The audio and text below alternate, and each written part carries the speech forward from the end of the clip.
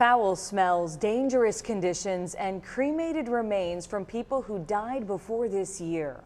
Last week, we told you about a new Albany funeral home shut down by the state. And since then, more families have reached out to WDRB concerned about what happened to their loved ones. WDRB's Crystal Goodner explains where they can turn for help.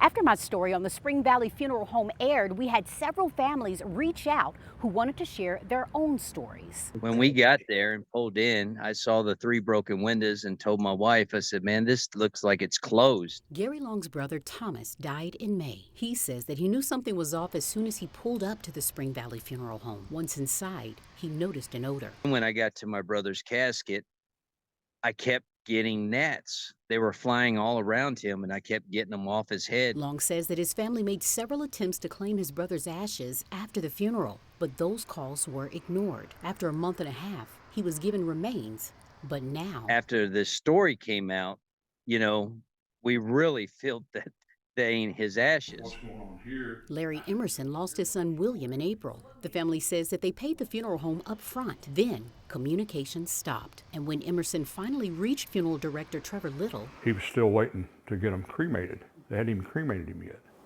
After how many weeks? About 2 weeks.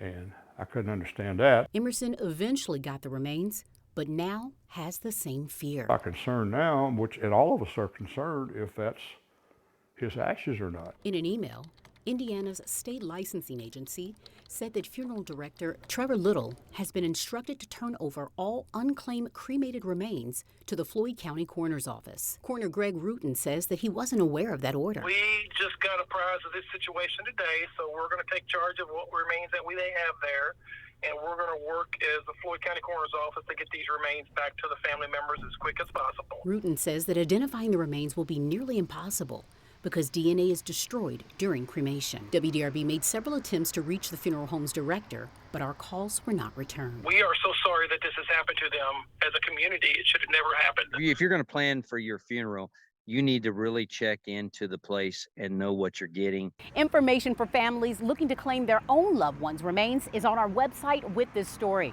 Reporting in New Albany with photojournalist Frank Stamper, Crystal Goodner, WDRB News.